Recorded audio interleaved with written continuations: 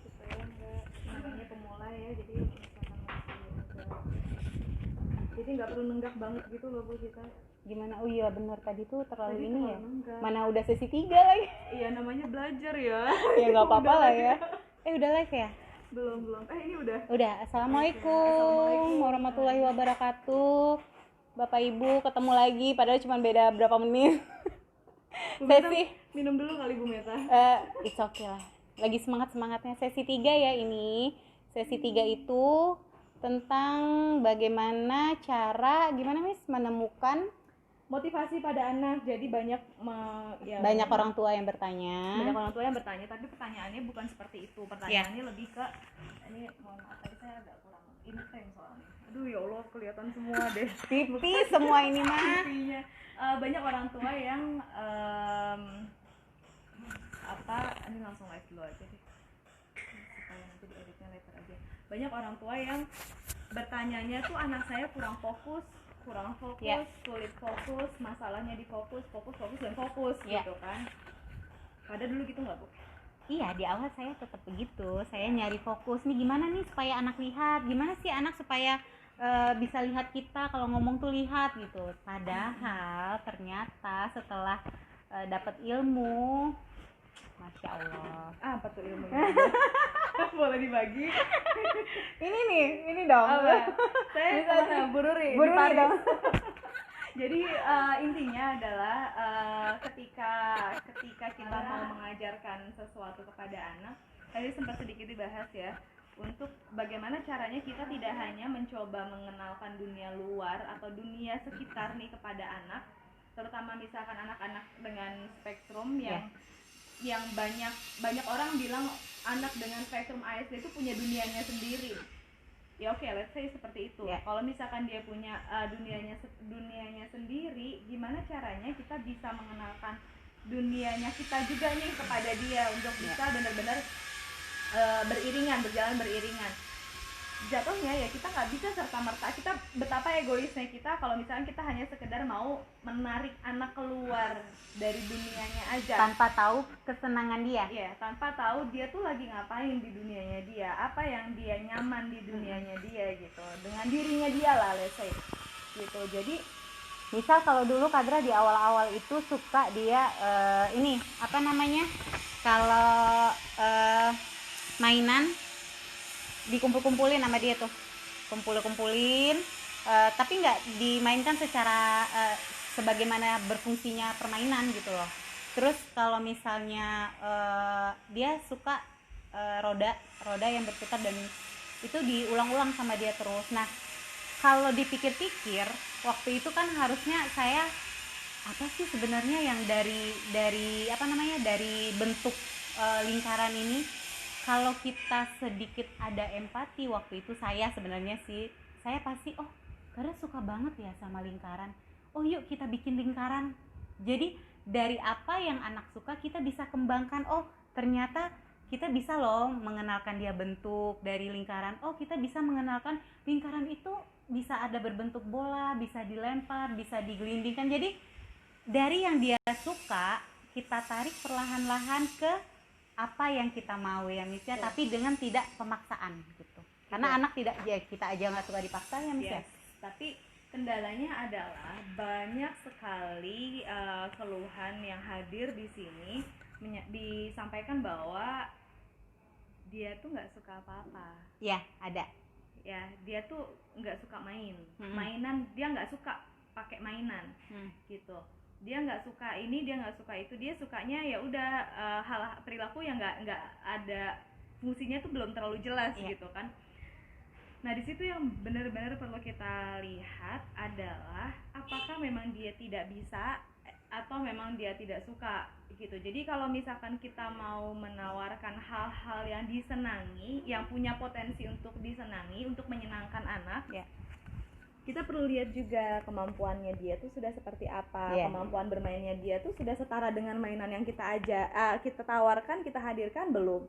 Misalkan kita punyanya mainan puzzle, sementara anaknya belum paham itu puzzle itu apa puzzle, gitu. Ya contohnya Kadra dulu saya kasih bola, bolanya nggak diapa-apain, bolanya cuma dikumpul-kumpulin doang, nggak tahu dia bagaimana cara dia bermain gitu. Jadi konsepnya itu adalah anaknya itu bisa dulu nggak sebenarnya, atau gimana nih cara kita untuk menariknya ya Miss ya, apa sih kira-kira. Nah itu tuh yang perlu ditelaah ke anak gitu. Saya selalu kasih ibarat ke orang tua, kalau misalkan kasusnya seperti anak seperti itu, coba kita proyeksikan ke diri kita deh. Tiba-tiba kita dikasih pesawat jet gitu kan, pesawat jet.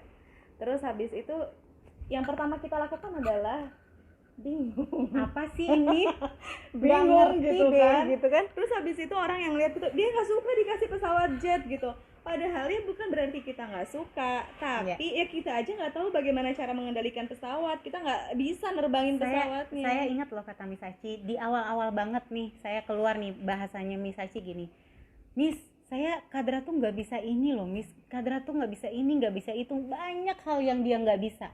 Bu, sama dengan halnya nih kotak isinya kosong, pas kita buka kita bilang nggak ada isinya, nggak bisa ini, nggak bisa ini, nggak bisa ini, padahal itu sebenarnya belum diisi, belum kita isi. Bagaimana kita bisa meminta ke anak kalau kita belum isi gitu loh.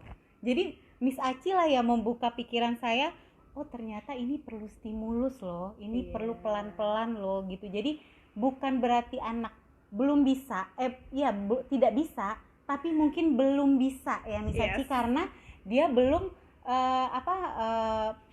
paham nih apa sih ini sebenarnya apa sih gitu. Nah untuk anak tipikal mungkin dia bisa dengan sendirinya otomatis, secara alami gitu, tapi anak-anak kita itu harus step by step diarahkan. Misalnya kalau mobil ya Miss ya, mobil ya berarti bisa dimaju, bisa dimundur, bisa diputer-puter gitu. Jadi banyak hal gitu. Kemudian bicara masalah pesawat jet tadi ya, kalau misalkan kita dikasih pesawat jet masih bingung dulu awalnya, tapi kalau misalkan tiba-tiba kita ini pesawat jet berikut dengan kesempatan les privatnya selama 6 bulan untuk bisa menerbangkannya, ya kita jalan-jalan dulu nggak sih gitu kan gitu kan, kita baru bisa dapat fun-nya. Sama kayak anak, begitu pas kita tahu level bermainnya apa, kita tawarkan mainan yang sesuai dengan tahapan perkembangan bermainnya dia, sehingga perlahan-lahan kemampuan bermainnya bisa matching, bisa meningkat, dan anak punya kemampuan untuk bisa menikmati mainan tersebut, baru dong anak terlihat dia menyenangi mainan tersebut. Nah, dengan cara seperti itu kita bisa pelan-pelan mengetahui anak itu termotivasi pada satu hal atau tidak gitu. Apakah dia masalahnya motivasi atau masalahnya fokus. Gampang aja kalau misalkan dia memang masalahnya fokus, dikasih satu hal mainan, contohnya ya anak pada perkembangan sensori, jadi mainan-mainan yang sesuai dengan tahapan perkembangannya dia, yang bisa membuat dia merasa senang, itu ya mainan yang sensori, yang masih kayak mainan baby gitu loh, yang ada keluar bunyi, terus habis itu, atau enggak yang nari-nari, yang ada musik terus nyala-nyala, gerak-gerak sendiri tanpa dia ngapa-ngapain, itu mainan tuh udah menghibur dia gitu. Tapi rata-rata anak suka itu sih Miss. Ya iya, karena itu tahapan awal gitu. Jadi dia nggak usah ngapa-ngapain, dia udah terhibur, udah gitu tertarik. Kan sudah tertarik. Kalau misalkan pada saatnya anak dikasih mainan seperti itu, dia fokus, terus dia seneng gitu, terus dia bisa bertahan lama tuh, bisa ngeliatin sampai 30 detik, 1 menit, bahkan 5 menit. Oh, itu udah luar biasa. Ya berarti dia ada masalah fokus apa enggak? Gitu, berarti dia ada masalah fokus apa enggak? Apa ternyata kitanya aja yang belum balik lagi, mungkin di sesi pertama tadi saya udah jelasin, saya kembali ke diri saya sendiri, itu bagaimananya kita. Bagaimananya kita, karena saya di sini tidak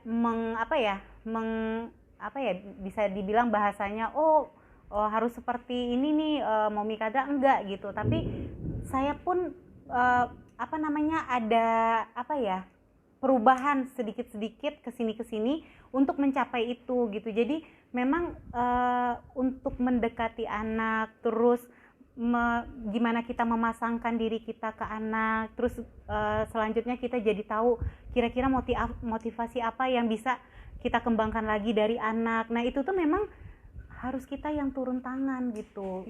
Kalaupun memang ada terapi, it's okay, misalnya ada terapis lain, gak apa-apa terapis, tapi kita tetap sebagai jembatan antara terapis, kita bururi, konsultan, dan program yang dijalani ya Miss ya. Iya. Gitu. Jadi jangan terburu-buru menilai bahwa dia nggak fokus. Mungkin kitanya aja yang perlu lebih membuka diri, memahami levelnya anak itu di mana sih, level bermainnya anak itu di mana gitu.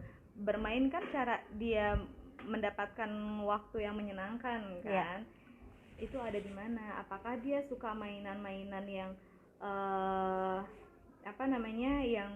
yang sifatnya sensori, ataukah dia sudah bisa mulai dikenalkan dengan mainan yang menyusun-nyusun, dia bisa mendapatkan kesenangan dari sana, atau tapi yang seperti apa? Itu adanya di di VB Map semua sih Miss. Ya karena memang ada terstruktur dari sana. Jadi dari sana tuh mau bagaimanapun kemampuan bermain itu juga penting sebenarnya. Karena dia ada step by stepnya gitu. Jadi untuk bermain itu tidak langsung dia misalnya yang paling susah itu apa ya, udah puzzle yang susah lah ya, nggak bisa langsung seperti itu kalau anak-anak kita gitu. Jadi memang harus misalnya nih kalau puzzle pun dari kertasnya dulu, atau misalnya boleh berbentuk puzzle tapi yang besar dulu, jadi gampang anak.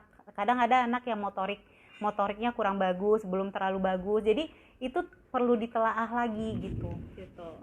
Itu berlaku juga untuk aktivitas aktivitas makanan itu sangat-sangat personal. Jadi self care ya Miss ya. Self care itu sangat-sangat personal. Jadi kita harus lihat dulu memang tipe anaknya seperti apa gitu kan. Nah kalau kalau misalkan udah ketemu Miss motivasinya di mana, apa yang harus kita lakukan?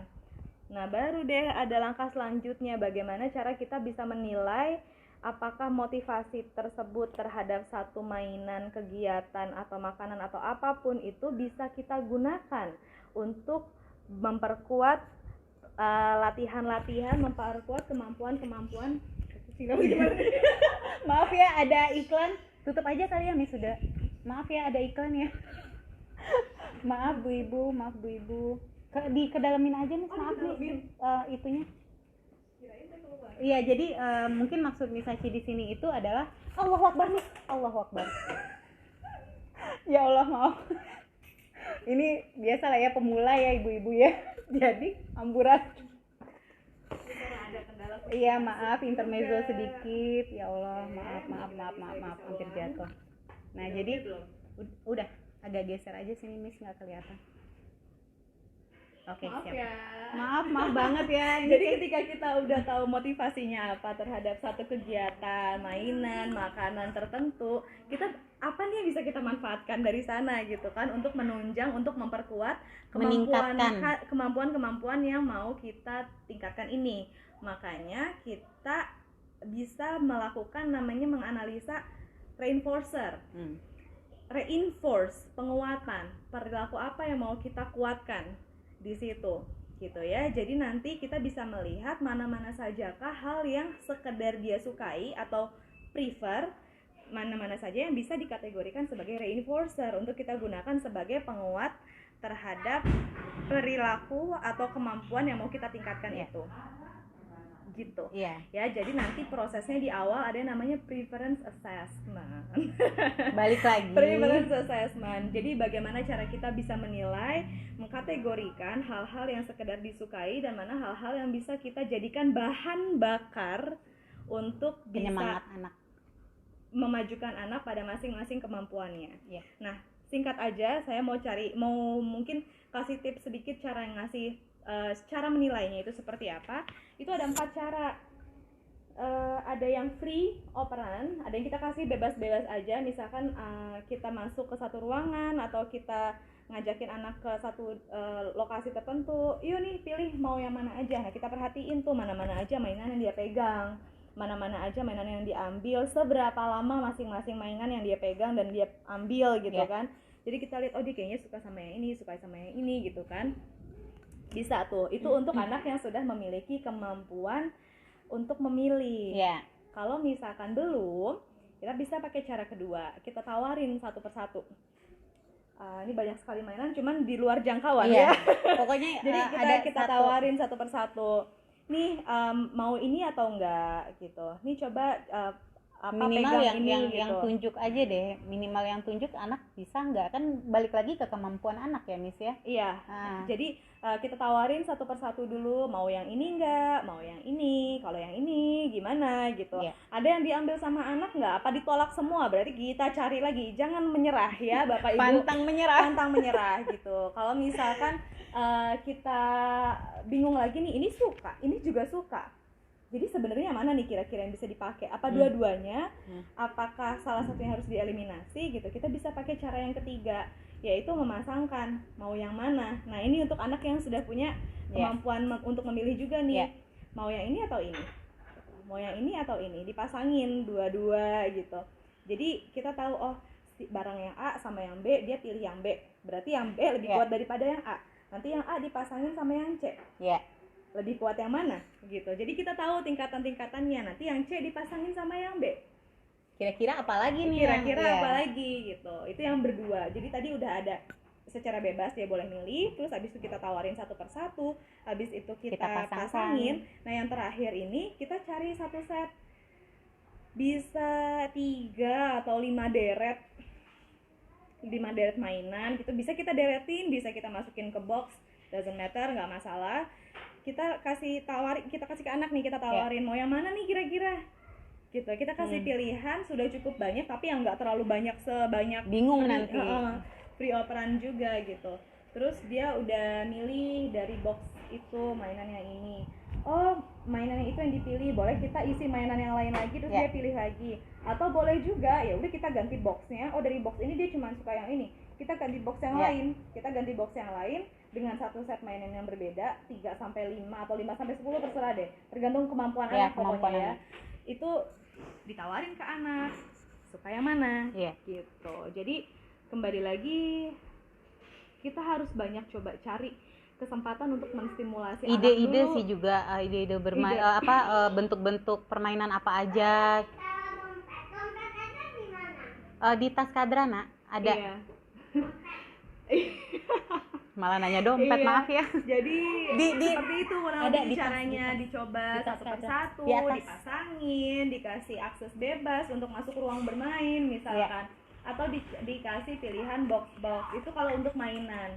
Kalau untuk makanan juga bisa sih sebenarnya kayak gitu ya. Apalagi Kadra di awal-awal itu makanan. Nah tuh, Kadra makanan banget. Makanan banget dari buah, keripik, semua lah dicobain ke dia tuh. Apa tuh kira-kira ternyata? Ada masuk nanti saya.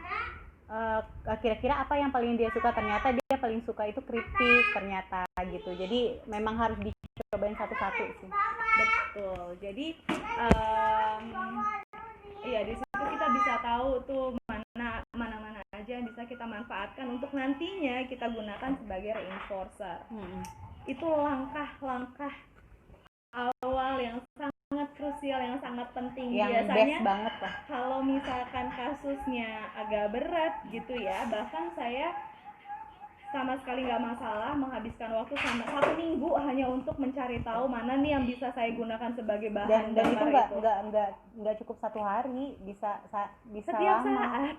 Jadi setiap hari kalau bisa yang dalam sehari itu nyari celah lah intinya ya Miss ya. Ya jadi gini, kalaupun sekalipun nanti kita udah ketemu, nggak menutup kemungkinan si anak itu ya terus tiba-tiba bosan, yang namanya dia suka kerupuk gitu, terus habis itu dikasih kerupuk lagi, yang tadinya dia kabita banget gitu ya, kepengen banget, bosan juga ya lama-lama, jadi motivasinya menurun. Ya nilai dari reinforcer. Tapi kalau untuk makanan satu sih yang perlu dipegang, ketika kita memberikan reinforcer makanan tidak diberikan di luar dari yang kita lakukan sesi terapi. Karena akan menurunkan nilai si reinforcer itu sendiri gitu. Nah itu sih catatan saya waktu itu. Iya, jadi kembali lagi proses untuk pencarian reinforcer ini nggak bisa menutup cuma 1-2 kali kesempatan, enggak. Saya waktu itu ada satu klien, saya 1 minggu hanya untuk mencoba mencari mana yang bisa dimanfaatkan untuk jadi reinforcer. Kemudian pada saat sudah dapat pun saya tetap melakukan proses itu, preference assessment, tetap melakukan untuk menjaga nilainya. Jadi apakah memang ini masih memiliki nilai yang sama atau tidak, dan bagaimana cara menjaga nilai itu, nilai dari reinforcer yang sudah dimiliki itu juga bisa dengan cara seperti tadi gitu. Jadi kita pisahkan, oh dia suka banget nih mainan ini, dia suka banget nih makanan ini, berarti kita benar-benar membuat hal itu sangat-sangat terbatas aksesnya, kita gunakan untuk benar-benar menguatkan target-target perilaku target-target kemampuan yang mau kita tingkatkan. Karena kalau enggak, kita kekurangan dong bahan bakarnya, itu kita kekurangan dong reinforcernya. Nanti kalau misalkan reinforcernya tadi bisa diakses secara mudah, secara bebas, jadinya anak akan berpikir kehilangan makna. Jadi ya udah, kalau di luar ini tetap bisa kok ngambil itu, tetap bisa kok main itu, ya udah it's okay gitu. Jadi anaknya jadi yang ketika terapi ada dan tiada aja. Iya, bener banget. Jadi kalau misalkan dia ngelihat waktu itu pernah sih agak ngenes gini, saya di satu ruangan, saya latihan mending, saya udah ketemu nih anak nih suka makanan ini, terus gitu kan, oke, coba nih, tapi kok kayaknya minim banget nih perkembangannya, kenapa? Terus habis itu udah dong saya coba running program yang lain, terus habis itu tulis laporan, pamit pulang. Dan ternyata pada saat pamit pulangnya gitu, si anak ke dapur atau misalkan pokoknya intinya mengakses makanan yang baru saja saya gunakan untuk mending gitu. Jadi kan wajar banget kalau kayak gitu. Jadi dia sebentar lagi, sedikit lagi. Nah, jadi, ini mungkin benar-benar dijaga nilainya, sehingga dia tahu benar-benar bernilai nih hal yang mau dikasih pada saat terapi ini, nggak kehilangan maknanya lagi. Gitu. Jadi ketika saat terapi dicoba untuk dia, contohnya mending tadi, ya dia akan berusaha semaksimal mungkin dari potensi, karena dia mendapatkan ini sama kayak kita kerja sih sebenarnya, Nis. Iya. Kayak kita kerja kan dapat gaji kan ya. Guru ini kan bilang, kita kerja dapat gaji loh gitu. Jadi kayak motivasi kita loh untuk kita mendapatkan sesuatu gitu. Gitu juga anak gitu loh. Gimana dia bisa dia pengen sesuatu nih, tapi dia harus melakukan ini dulu. Beda ya misalnya antara reinforcer dengan memberikan iming-iming atau ancaman. Hati-hati. Kenapa kita bikin lagi? Boleh. Karena itu beda banget. Jadi antara kita kan ada kan, itu kayaknya kita nyogok ya, hati-hati, itu bukan nyogok. Kalau nyogok beda lagi nanti ya. Iya. Nanti lagi dijelasin. Iya. Jadi tapi harus hati-hati ya Miss ya, karena itu memang beda-beda tipis sih antaranya. Jadi tapi konsepnya, jadi intinya konsep sih sebenarnya. Konsep itu kita harus jejak dulu nih apa sebenarnya si reinforcer ini gitu ya Miss ya. Jadi dari situ baru kita bisa terapkan ke anak gitu. Jadi intinya kan kita mau lihat dulu nih potensi anaknya sejauh mana. Jadi ya untuk bisa benar-benar mengeluarkan potensi anaknya itu kita harus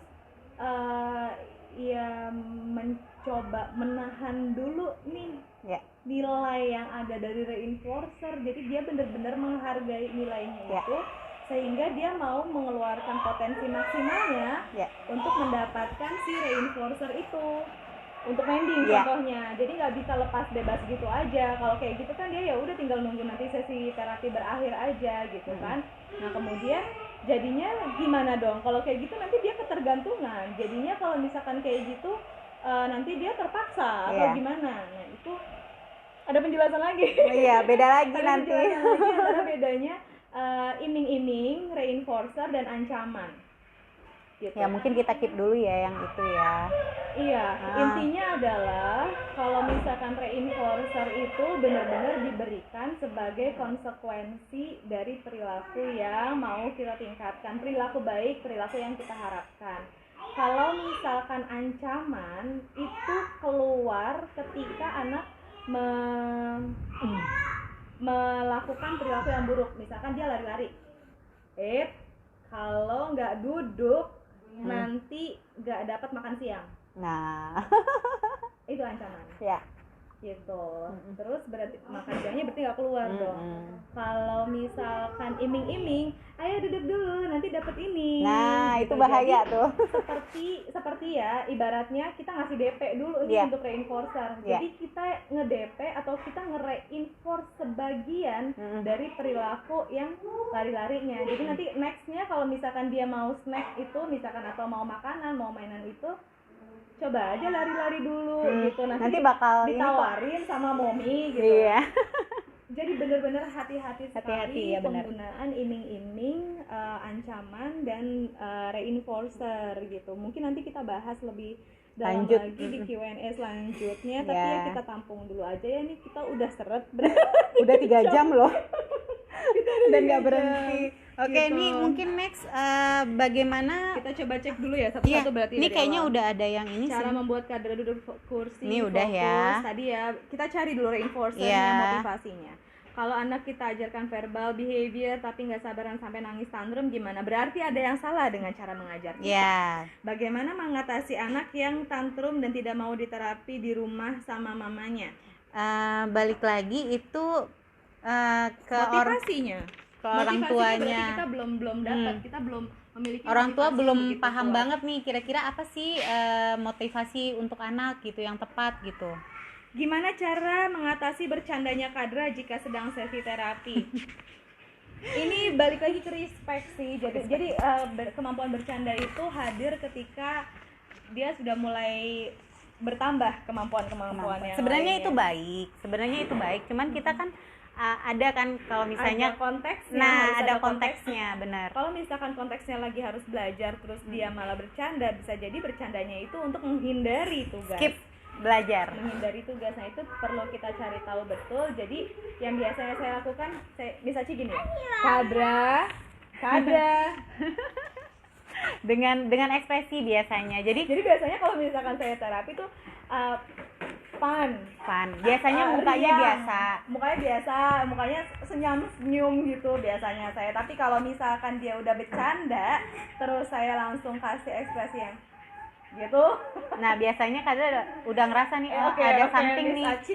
Ada something gitu. Tapi balik lagi kembali ke anaknya. Karena kan jujur aja untuk ekspresi seperti kadra itu memang harus diajarin juga gitu. Jadi ekspresi itu dari sedih, senang, bahagia, marah itu benar-benar diarahin gitu. Jadi kayaknya ini pertanyaannya hadir untuk anak-anak yang udah kemampuannya juga udah tinggi. Ya benar. Udah level 2, level 3. Udah tinggi dan bisa dicek lagi nanti kemampuan memahami ekspresinya juga sudah bagus ya, berarti kita bisa menggunakan cara itu tuh, merubah ekspresi aja untuk menjelaskan konteks mana yang boleh dan tidak pada saat apa boleh dan tidak untuk bercanda gitu. Kemudian reinforcer apa saja yang efektif untuk kadra? Token ekonomi. Iya benar. Social reinforcer, pujian, semangat, terus mengerjakan tugas secara bergantian. Jadi token ekonomi itu digunakan pada saat pada saat dia itu bagian dari reinforcer, tapi tekniknya delay reinforcer. Nanti akan belajar semuanya itu di VB Map. Ya, di Aba VB. Itu ada tekniknya lagi, pakai token ekonomi, atau mungkin juga bisa dipelajari di web juga ada. Di banyak lah, di YouTube juga ada gitu. Kemudian social reinforcer, semangat, dia itu sangat-sangat ngaruh banget. Kalau misalkan Miss Acinya udah go kadra, go semangat banget itu. Iya. Jadi kalau misalkan kemarin tuh terakhir kali ketemu sama Miss Aci, dia takut untuk nyebrang batu kali ya. Iya. Begitu Miss Aci udah dari jauh, go kadra, semangat. Coba gitu. Dia bisa gitu. Jadi balik lagi itu confident-nya kadra gitu. Jadi confident-nya dia untuk ketika dia bilang kadra bisa kok, it's okay, kadra bisa kok gitu. Jadi dia merasa aku bisa gitu. Jadi memang balik lagi lihat anak, tidak semua anak sama. Jadi tetap kita harus balik lagi ke anak. Bagaimana anak bisa bagaimana kita bisa melihat sisi-sisi mana sih yang bisa kita tingkatkan gitu. Terus apa lagi ya? ini ya. Bercanda kadra ini ya paling ya. Pernah merasa frustasi nggak? Ya pernah Kalau lah. kalau dia lagi Bener-bener pernah kan saya bilang. namanya anak-anak ya. Iya. Nama balik lagi anak-anak tipikal aja. Kiblat kita kan ke anak tipikal ya gitu kan. Anak tipikal aja ada yang behavior gitu. Jadi wajar-wajar saja, dan anak memang harusnya memang punya behavior karena memang kan kita, jadi proses ya Miss ya, proses kita untuk mengajarkan, memberitahu, menstimulus itu kan memang dari kecil gitu. Jadi wajar-wajar aja kalau misalnya anaknya dia belum paham ini nih, atau ngapa-ngapain dia udah kita kesini aja kali ya, udah stres duluan, bisa nangis berapa lama, berapa jam, sampai 2 jam, sampai 1 jam 2 jam gitu, karena anak ini belum bisa jadi dia belum bisa mengungkapkan dengan bahasa-bahasa seperti kita gitu loh. Jadi bagaimana caranya ya, kita berarti kalau misalnya anaknya belum bisa mengerti apa yang kita sampaikan, ya mungkin kita turunin dulu kali ya Miss ya. Mungkin bisa jadi tingkat kesulitan juga, kemampuannya juga ya Miss Yaci ya. Mungkin dia belum paham itu gitu. Jadi kita mulai lagi dari bawah gitu. Jadi satu-satu sih sebenarnya. Intinya sih kalau misalkan anak tantrum, nggak tenang, terus nangis, atau hal-hal lain yang membuat kita frustasi dalam menjalankan sesi terapi, pastikan kembali tujuan awal kita melakukan terapi itu untuk apa? Untuk kebaikan anak kan ya. Jadi kita coba kelola emosi kita dulu, kita sampaikan bahwa hal yang dilakukannya tidak baik secara tenang, kitanya dulu yang harus tenang. Sampai benar-benar memastikan ya anak bisa, kalau misalkan dia belum bisa meminta dengan cara yang baik-baik, paling enggak dia tenang dulu. Ya, paling enggak dia tenang dulu. Jadi kalau boleh saya kasih sedikit catatan, kalau dulu Kadra motonya itu S2K2. S2K2 ini adalah pertama sabar, kedua stimulus, ketiga konsisten sama komitmen. Kenapa saya bilang sabar? Ya untuk menghadapi ini memang ekstra sabar ya Miss. Karena saya jujur, saya orangnya emosional banget, dan saya harus berkutat dengan mengontrol emosi saya untuk bisa di depan Kadra itu fun, senang, heboh gitu. Bagaimana kayak guru-guru TK gitu lah ya Miss ya. Nah kalau stimulus, yaitu memang stimulus itu setiap hari dan dilakukan dengan konsisten gitu loh. Dilakukan konsisten itu mau 1 jam, setengah jam, tapi dia konsisten setiap harinya, insya Allah itu selalu ada perkembangan gitu. Dan kita melihat perbandingan tidak dengan anak lain, tapi dengan Kadra yang dulu, dengan dia belum bisa, ternyata sekarang sudah bisa gitu. Terus kalau komitmen, nah komitmen ini saya dari awal ketika sama dedinya Kadra udah komitmen dengan VB-Map, ya saya jalani sampai detik sekarang pun, walaupun Kadra alhamdulillah udah ini ya Miss ya, udah keluar dari ini gitu. Banyak lah yang bilang, dari Bu Rudi juga, dari konsultannya, dari psikolognya juga gitu, tapi tetap saya jalani ini karena saya nggak mau berpuas hati, nggak mau bertangku tangan juga, karena sedini mungkin ya Miss ya, mumpung masih, kalau Kadra kan sekarang nih mumpung masih 5 tahun, mumpung masih bisa diarahkan, mumpung kita masih ya kayak gini kan di rumah, bener-bener apalagi sekarang lagi WFA ya Miss ya. Jadi bener kesempatan banget lah gitu, jadi dihajar aja lah gitu. Iya, jadi intinya ini berlaku juga untuk semua orang tua ataupun terapis. Perjalanan ini nggak mudah, iya kita akui itu ya. Perjalanan ini nggak mudah. Jatuh bangun, ada yang lagi melo juga, dan itu wajar. Itu sebagai manusia, saya sebagai orang tua pun wajar. Saya sempat denial juga lama, nangis-nangis nih sama Miss Aci ini saksinya gitu. Jadi stres juga, tapi cepatlah bangkit karena anak butuh kita, itu aja sih. Iya. Gitu. Oke, mungkin segitu ada dulu lagi? Aja ya segitu untuk lagi. Sesi hari ini.